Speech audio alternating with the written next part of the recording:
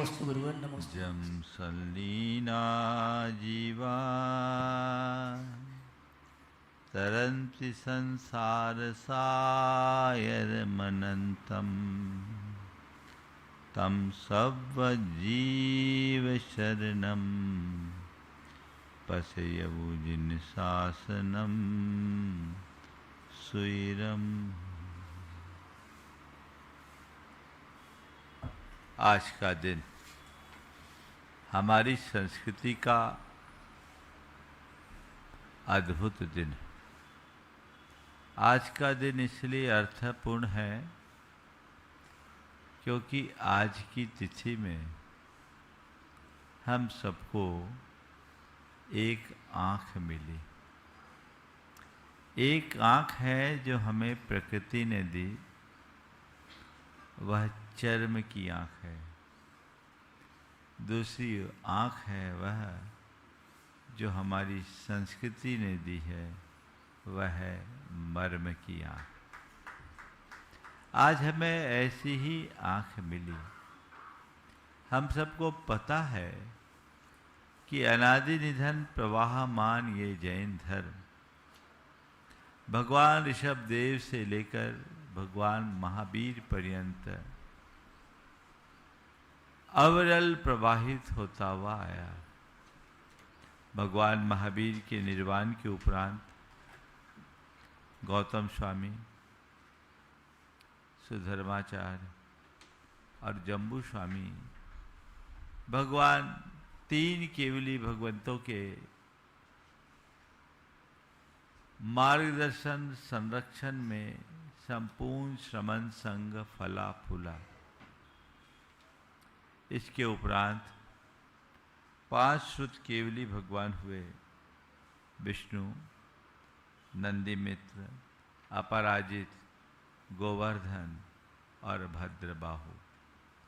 इन पांच श्रुत केवली भगवंतों के काल में जिन शासन की ये परंपरा चलती रही, लगभग 163 वर्षों का काल इनका रहा। भगवान महावीर के निर्वाण के उपरांत धीरे धीरे ज्ञान का क्रम क्षीण होता चला और उसके बाद हमारे कुछ आचार्य ऐसे हुए जो 11 अंग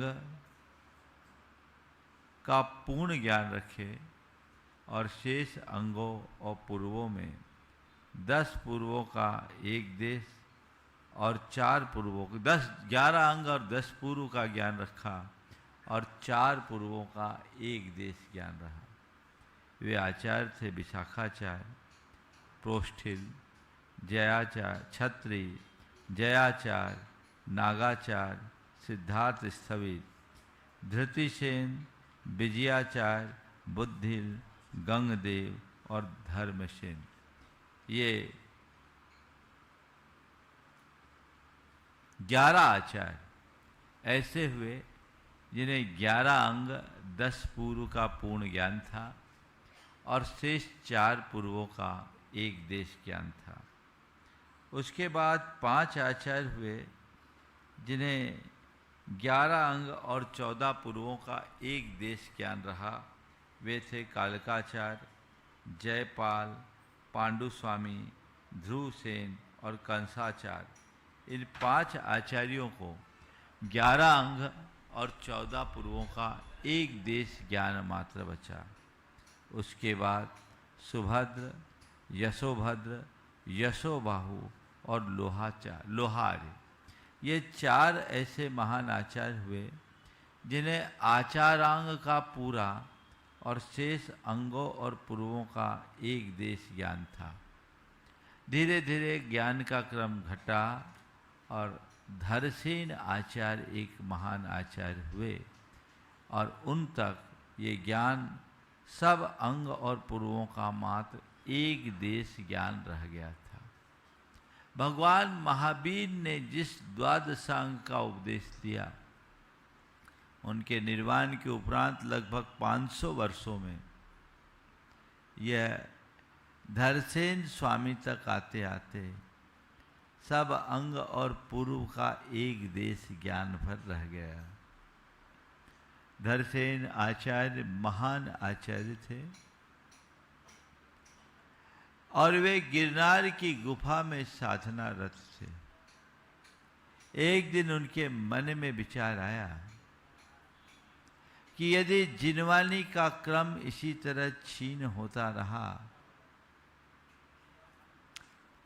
तो आने वाली पीढ़ियों का क्या होगा। अब मेरे पास सब अंग पूर्वों का एक देश ज्ञान बचा है, आंशिक ज्ञान। मेरे बाद इस ज्ञान का क्या होगा। तो उस समय अरहत बलि नाम के एक आचार्य थे जो महिमा नगरी में मुनियों का महासम्मेलन कर रहे थे। वहां युग प्रतिक्रमण था और अरहत बलि आचार्य के पास उन्होंने अपना एक पत्र भेजा और निवेदन किया कि आप दो धारण और ग्रहण और धारण करने में कुशल मुनियों को भेज दें ताकि मैं अपना ज्ञान उन्हें दे सकूं। धरसेन आचार्य के संदेश पर विचार करके वहां जितने भी आचार्य थे उनने विचार किया। एक विशेष बात ध्यान देने की है, वहाँ आयरियानम और आयरे ही शब्द का प्रयोग हुआ। यानी उस समय अरहत बलि के संघ में अनेक आचार्य थे, ये द्योतित होता है। दो योग्य मुनियों को भेजा।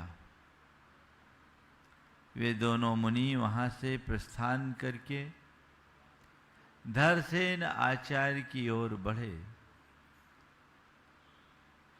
जिस दिन उन्हें पहुंचना था उसके ही पूर्व रात्रि में धरसेन आचार्य को स्वप्न दिखा कि सर्व लक्षणों से सुसंपन्न दो धवल बैल दिख रहे हैं।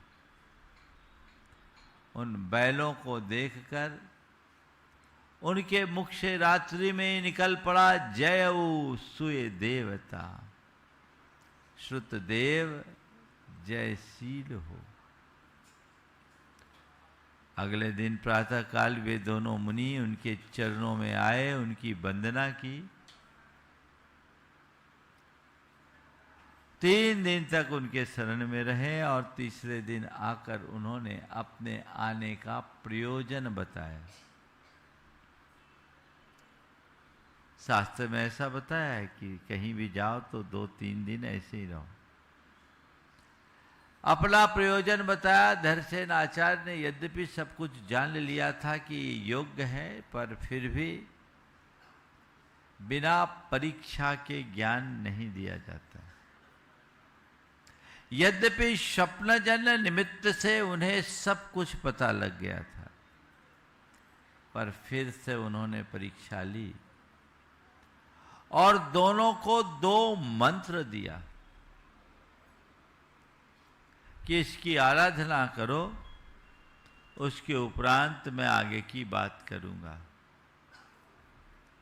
दोनों ने आराधना की। उनके मंत्राराधन से जो अधिष्ठाता देव प्रकट हुए, उनमें एक आंख वाले थे और दूसरे दांत बाहर निकले हुए थे। दोनों ने देखा कि देवों का जो शरीर है विकृत नहीं होता, जरूर कहीं कोई कमी रह गई। उन्होंने अपने मंत्र को फिर से देखा तो पाया एक मंत्र में एक अक्षर अधिक था और एक मंत्र में एक अक्षर कम था। यानी एक अधिकाक्षरी मंत्र था और दूसरा हीनाक्षरी मंत्र। दोनों महाराजों ने अपने अपने मंत्र का शोधन किया और शोधन के उपरांत जब मंत्र सिद्ध हुआ तो देवताओं ने भरपूर उत्सव किया। दोनों आए, अपना काम पूरा करके आचार्य महाराज के चरणों में नमन अर्पित किए और मंत्र आराधन के काल में घटित सारी घटना उन्हें सुनाई। दर्शन आचार्य को बहुत प्रसन्नता हुई और कहा, वत्स, हमें प्रसन्नता है कि तुम हमारा ज्ञान ग्रहण कर पाओगे, धारण कर पाओगे और आने वाली पीढ़ियों को दोगे। उन्होंने अपना जो ज्ञान था वो उन्हें दे दिया। आषाढ़ शुक्ला एकादशी को उनका ज्ञान पूरा हुआ, अध्ययन पूरा हुआ और उन्होंने कहा, अब जाओ। 3-4 दिन बाद चातुर्मास था, दोनों वहां